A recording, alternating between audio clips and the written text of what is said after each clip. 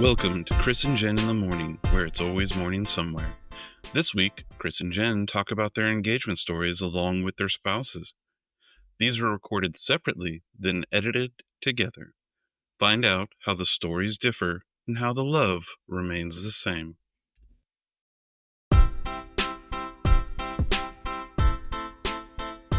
I'm here to tell you the Chris and Frank engagement story.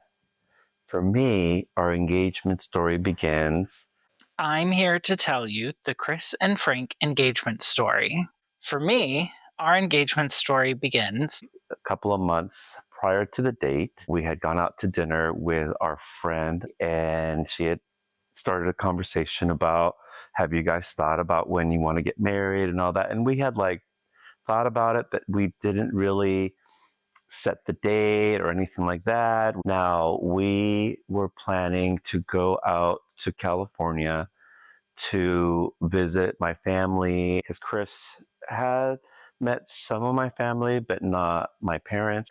And I have a lot of family that lives up in the Napa area. we were taking a trip to San Francisco, went up to Napa Valley to meet some of Frank's family. I had never been to San Francisco or to Napa before. We had planned this trip. I remember getting the assistance of one of our friends who had recently gotten married to help me figure out my Chris's ring size. He tried, but he didn't get an exact number. I had two ring sizes. Luckily, one of those actually fit me. Identical rings, one at one size and one at a different size, and hopes that one of those would fit him. And then I would be left with the other one. And when we were planning it, we decided that we wanted to do a hot air balloon ride one early morning over the vineyards and get to have that experience. We go to California, we fly out there. We had made arrangements to go up on a hot air balloon, and one of my cousin's kids actually works for one of the biggest and best hot air balloon companies that is in the Napa wine country. Now, prior to that, I obviously wanted to get his parents' blessing, and I hadn't done it, and I purposely hadn't told them that I was planning to propose to Chris because I didn't want information to be leaked ahead of time. I thought I had time, and the day before, when I was going to reach out to his parents, realized that, they're like 2 hours ahead and they're already asleep and I don't want to wake them up. The morning of, I was hoping that Chris was going into the bathroom to shower and get ready, and that I would have plenty of time to contact his parents to let them know. He was not going to have his normal time frame that he does to shower and get ready, but instead was literally walked out of the bedroom. I looked for my phone and he was back in the room. So I couldn't have a conversation with his parents, and I didn't feel that the topic was a texting kind of topic. I wanted to actually talk to them. So then we proceeded to drive to the location. We got up. We're driving to the place where we're meeting up to meet with everybody who we're doing the hot air balloon experience with. The directions told us we were meeting at this place and there were specific places that you could park. And it was dark because it was very, very early in the morning, and it was a little chilly. It was early October, and I was trying to figure out ways to get Chris to leave the vehicle so that I have time to have conversations with his parents. We end up, we're not really sure where we're parking or where we're going. Frank thinks he knows, so he pulls the vehicle into this parking lot, and there's this path that is kind of dimly lit. And as we are approaching in the car, we're like, we think that's the place where we can walk through. The directions to the meetup location I knew, but I purposely drove into this other opposite location parking lot and sort of trying to coax Chris to go get out of the vehicle and try to go looking for this meetup location. And he just wouldn't do it. And he got really snappy with me. He's like, babe, will you go walk down this path and see if the place where we're meeting everyone is down that path? Now, it's very early in the morning, sun's not up. I have no idea where we are, any of those details. So I look at him, I'm like, I'm not getting out of that car. You can go walk down that path. And I'm like, what am I going to do? So, of course, we drove over to the correct location, which was in front of a bakery, and people start showing up. And I need to find time to get away from Chris and do it, because if I propose to him and not get his parents' blessings, they will get extremely hurt by that. Then thought, okay, let me make an excuse. I need to go to the restroom. And so we signed up. There's people arriving. Actually, if you've never ridden a hot air balloon before, you have to like sign all these waivers basically saying like if you die, you're not going to go after the company.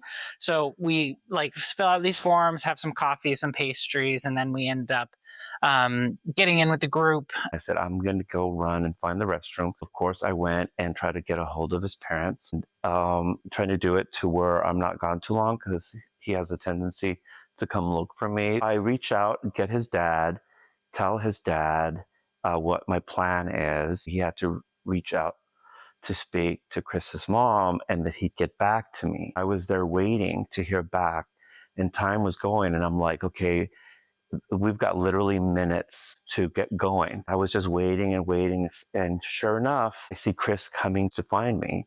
I did get a call back from his dad. They gave us their blessing and said, let us know how it goes. They break us into groups, put us in vans, and we are on our way to the vineyards where we're meeting up with where the hot air balloons are. We end up on the way there. Frank is like trying to like meet everyone, talk to everybody, trying to create friends. And I was just like, it's very early in the morning. Why are we talking?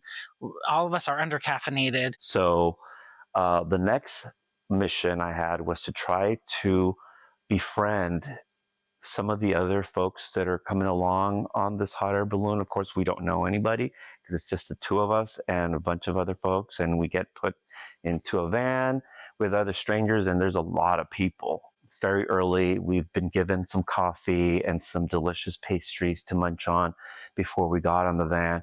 But everyone's still very sleepy. No one wanted to talk. I can befriend anybody to kind of see, hey, this is what I'm going to do. And I give you my phone and record or take pictures of when the moment happens. I wanted documentation of it, but I wasn't able to find someone. So I'm like, well, we'll just have to figure it out once it happens. So we are driving into the field. We can start to see the balloons as we're approaching.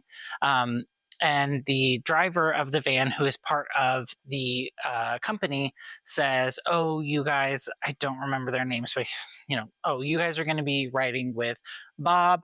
Bob is actually the chief flight officer for our company. After this ride this morning, he's actually going to take his balloon to Albuquerque, New Mexico for the Hot Air Balloon Festival.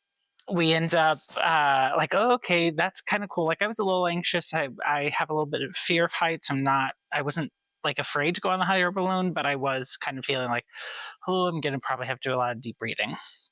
So hearing that we're with the chief flight officer, makes me a little more comfortable. We're going up, and the folks who you arrange these things with knew that I was planning to propose. I think what happened was initially we were in a group that was going to go on one specific hot air balloon, but at the last minute, once we get to this field, they were informed that the correct hot air balloon that we needed to be on, specifically because I was going to propose, was a different balloon.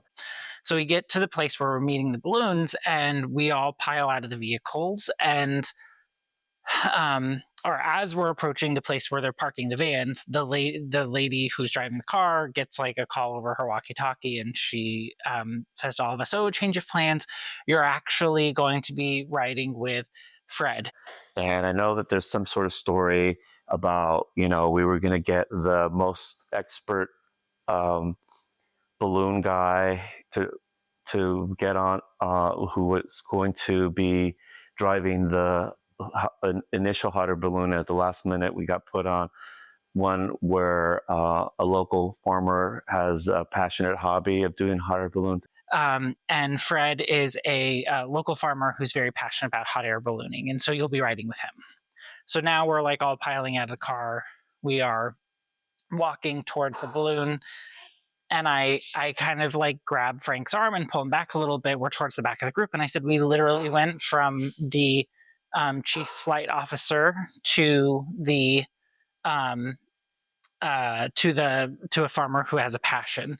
Are we sure we still want to do this? So we both kind of laugh and yes, okay. And he actually was right after he did our balloon, the farmer, not the expert guy, but the farmer was actually going to head over to Albuquerque and do, Albuquerque, New Mexico. He was going to head off right after he did ours. That was pretty neat. We get put in these baskets. They're very large because they hold a lot more people than a standard hot air balloon. They're a little higher and more sturdy, but trying to get you in it is a challenge, especially since most of us had been, dealing with being in the pandemic and overeating and eating a lot of comfort foods. So we go and approach the balloons, and the baskets are actually like chest high. So that made me feel more comfortable.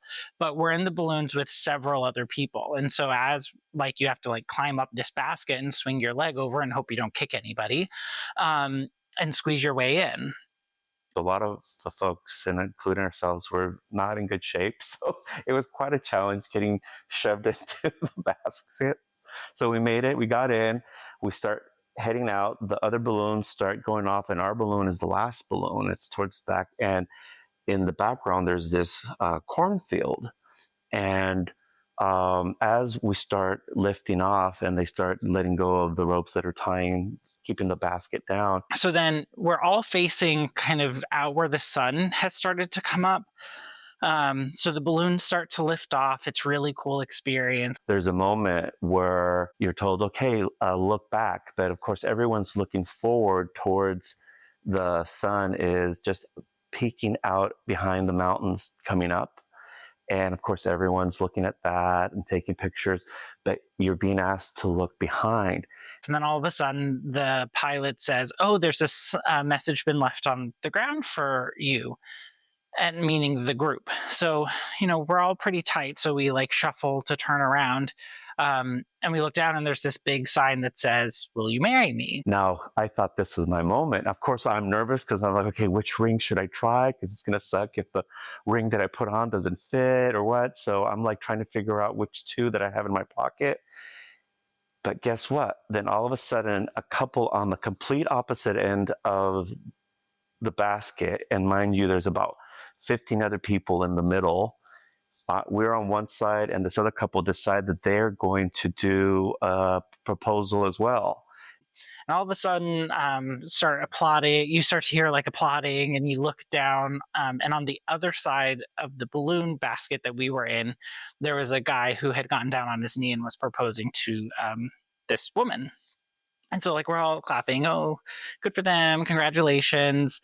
Of course, that takes root and is happening, and it distracts everyone. And then the pilot is saying, okay, look back on the field, and people are looking back and it's like, what's going on? We start refocus on like the sun coming up. Frank is like, did you see the sign? I tell Chris, hey, do you look back? And I said, yeah, I saw the sign. He's like, yeah, but did you see it? So there's all this like commotion going on, everyone's confused. Chris is feeling confused. And I said, yes, I saw the sign. He's like, no, but turn around and look at the sign. So he doesn't feel the need to look back because he didn't actually catch it. But I'm like purposely trying to get him to look back. I tell him, please look back. So I turn around again, shuffle around. And I said, it says, will you marry me? And he does. And he doesn't get it. And he sees that it says, will you marry me? And when I turn back around, he's like down on his knee and fishing in his pocket. I thought that he was like not mocking or making fun of, but just like, I don't know. I just thought he was poking fun. And I was like, what are you doing? Stop, get up. What are you doing? And as he turns back and the sun is starting to, a little beam of sun is hitting my face, and I get on one knee, and I hold up my hand, and I have this shiny ring, and I'm like, will you marry me? And just then he like pulled a ring out of his pocket and asked if I would marry him. I was very excited. I was totally not expecting it. And so it was like a lot of fun, a lot of emotions. And then he starts bawling and crying and stuff. And so, we did that. He said yes, which I'm glad he did, because in my head, I had already said, if he says no, he's going over the basket and it'll just be an accident. And hopefully there's insurance and I'll get a few dollars off of it and we'll be good. But he said yes. And because I wasn't able to find anybody, we had to replay it a second time, numerous times. And we had folks that were standing near us that we gave my phone to, and they were so gracious and took pictures and videos. So we were able to document it. But most that that we showed our family and friends are basically a retake, a reenactment of it, because the real one, I didn't have anyone to help out. So it was done. And then we had to redo it again. Because we didn't know anyone and we weren't really able to make any connections with anyone, we ended up not being able to capture the real moment when it all happened. But we do have a few reenactment photos still on the balloon, but they weren't necessarily the originals. And yeah, so we finished this beautiful hot air balloon ride. We end up going and having breakfast with some of his family. We're able to share with them the good news. We then do a couple of wine tastings at a couple different vineyards. One of them he had actually sent me the confirmation to. If I had scrolled all the way down and read in the email, there's a place where you could leave notes. And he had actually written in the notes section would have like just engaged or something like that. And so he was afraid that I had saw that and I hadn't seen it. So it was still a surprise. That was how I proposed to him, on going over the wine fields in Napa Valley in October. And he said yes. And then a year later, we ended up getting married. That's my story. And yeah, that is how I remember our engagement story.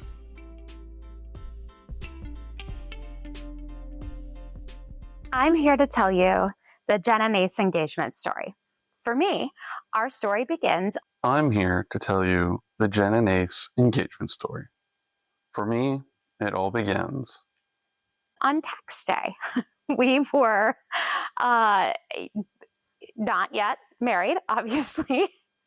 And Ace went to file his taxes with an accountant, or that's what I thought he was doing.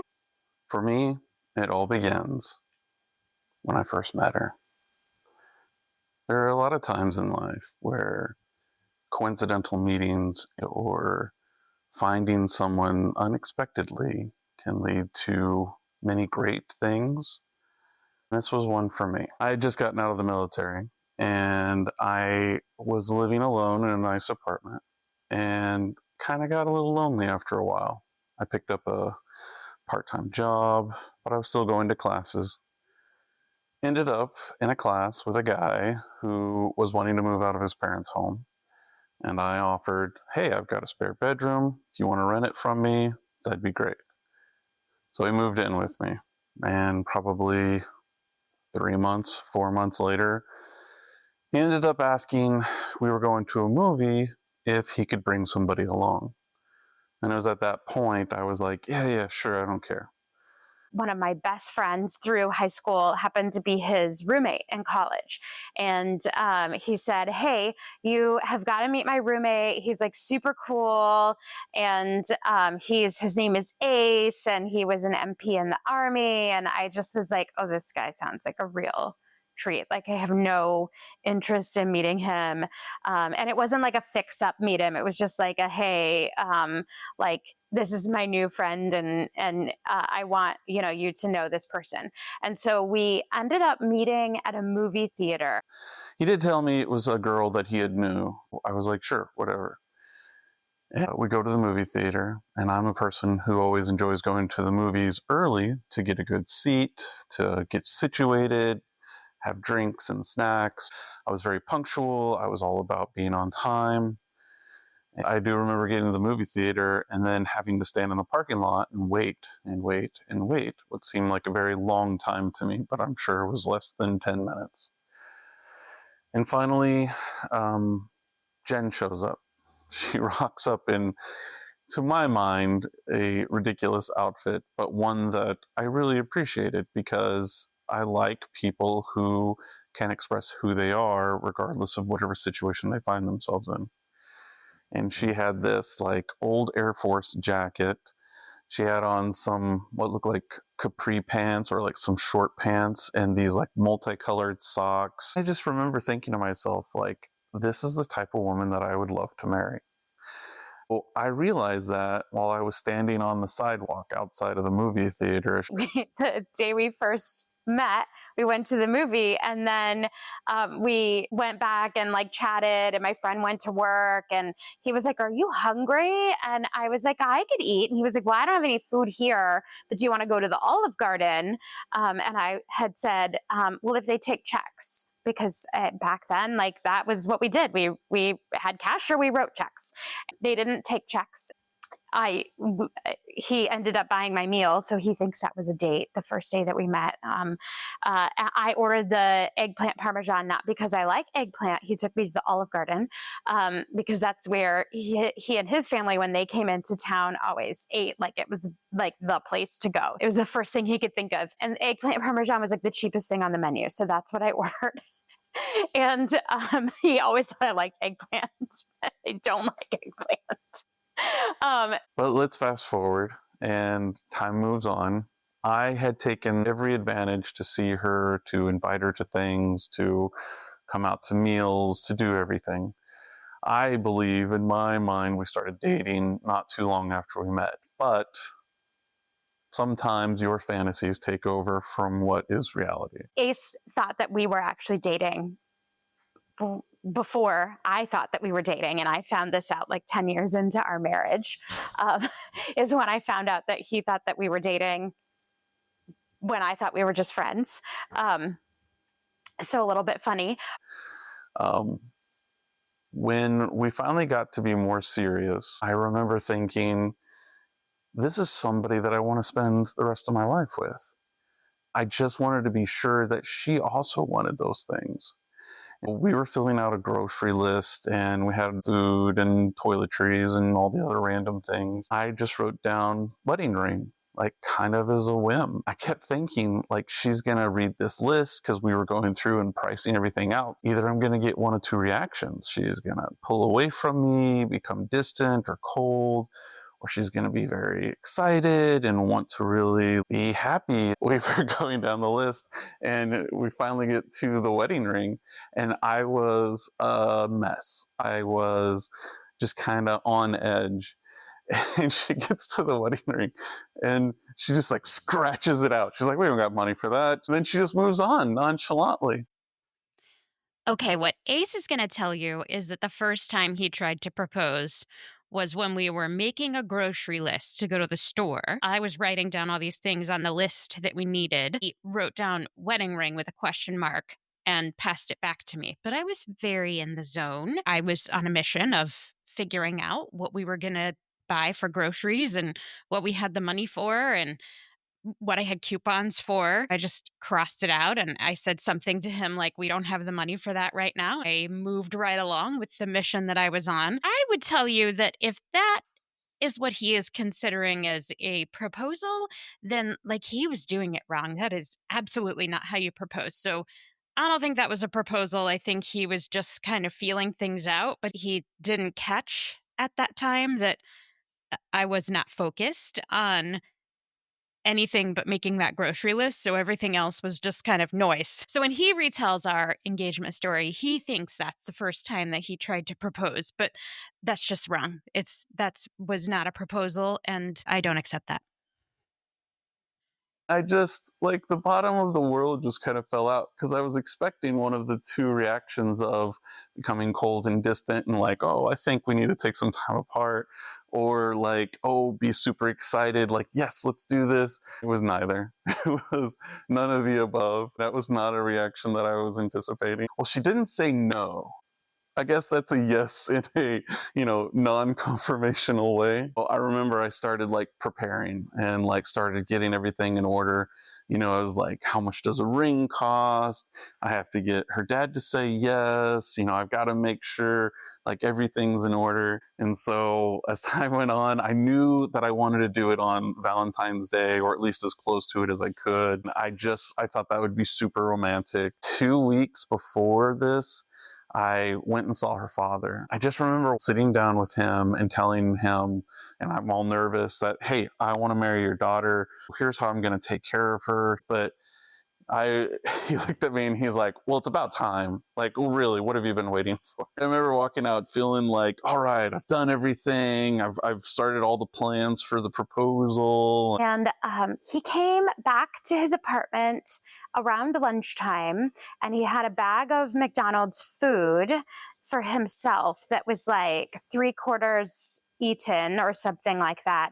When I get anxious or something like really bothers me, I tend to go and grab a fast foods. I remember I went and grabbed fast food, and my brain just was full of, all the thoughts of what I needed to get done next. I remember being incredibly upset at him that he was so thoughtless that I wouldn't also want to have lunch, like this irrational anger that I had about the fact that he would eat without me. I got home and Jen was so mad at me because it wasn't the fact that she likes fast food. It was the fact that I didn't even bother to offer her something. What I didn't know at the time, after we had this whole huge argument not about the food, but about him not thinking he was going to come home and maybe I would want to have a meal as well and we could have one together, just like not thinking about me, which is hilarious if you know us, that Ace is constantly thinking about everyone but himself.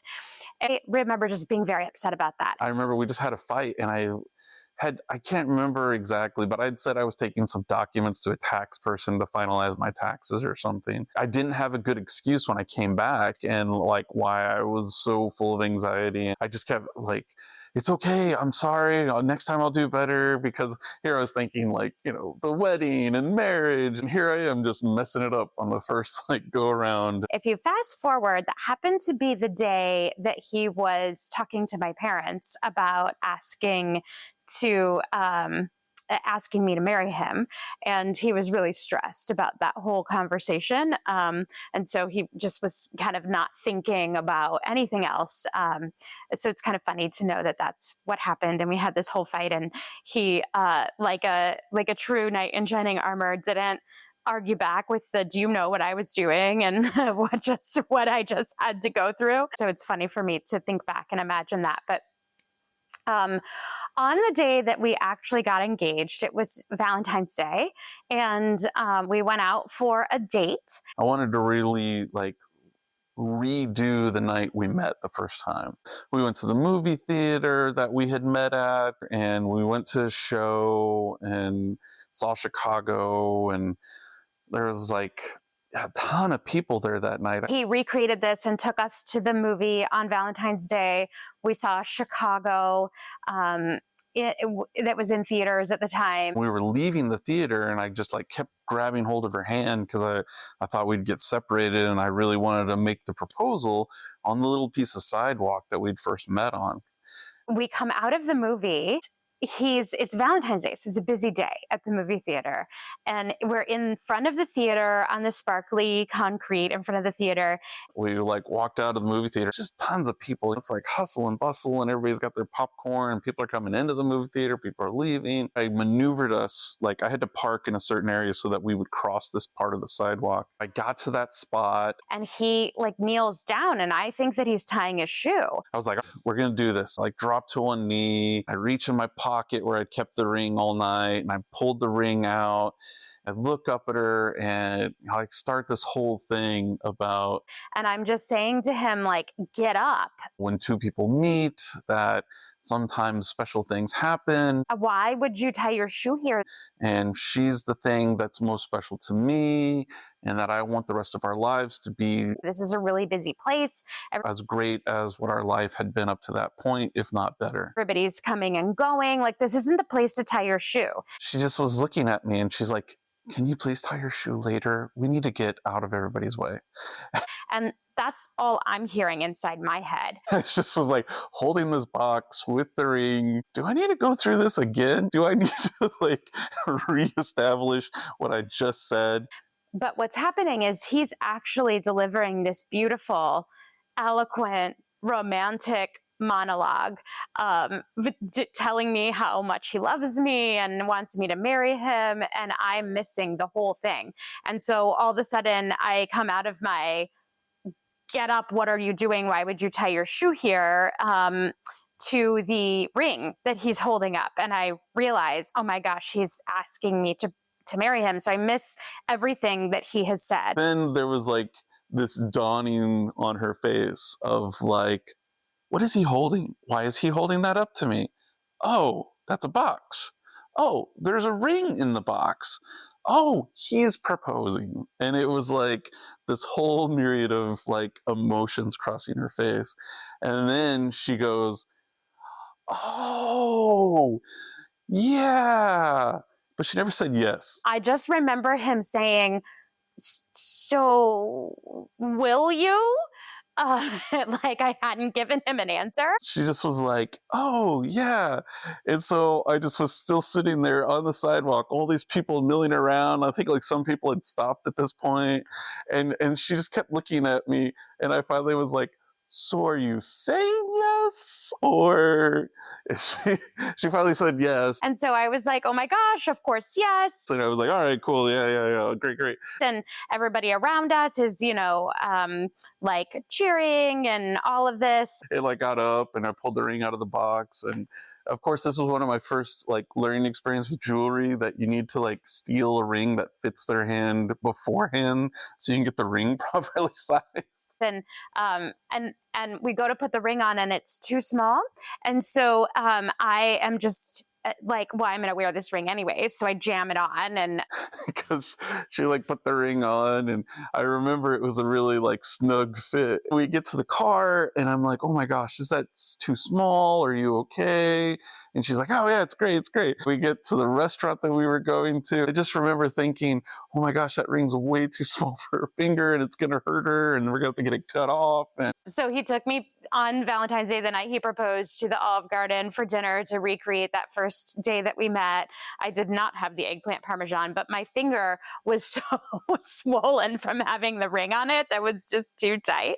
But I, of course, couldn't help but show it off to everybody. And I was also terrified to take it off because then I might lose it. she said yes. That's like the most important part that I can really think of for that night. Anyways, it was just a really fun little experience, and the romance was totally lost on me, my ever practical self at the time. But to look back on it is really sweet. And I think such a classic representation of our relationship, me being the like, I have no idea what's going on or what's happening around me, and I'm in my own little world, and the art or the beauty of the moment is kind of lost on me at the time until I think back later, and him like making this gigantic romantic gesture. And I think that's what life is, really. It's when you push yourself to take a chance and want to spend your life with people, whether that's friends or it's family or it's the ones you love. And in that moment of when I first met her, that was the first thought I have, is this is a person that I would want to spend the rest of my life with. Now, I just remember her walking up and just being full of life. I feel like this story of our engagement is very like classic Jen and Ace relationship, very descriptive. But now, more than 20 years later, I still have a deep appreciation for everything that he did to make that story like such a beautiful romantic experience. When I proposed, that's all I kept thinking is, this is who I want to be with me, to give me strength in those times that life is difficult, to make those happy moments even brighter, or to be with me when I'm sad. To this day, I never regret it. I never look back on any of the moments that we've spent together and think, boy, I wished I'd done that alone. Instead, I always think back to that girl I first met on that sidewalk. I know that I am definitely the apple of his eye, and he is my knight in shining armor. And I think I got to do this all with her. And for that, I'm really grateful. Just a really fun, beautiful story. So that's our proposal story.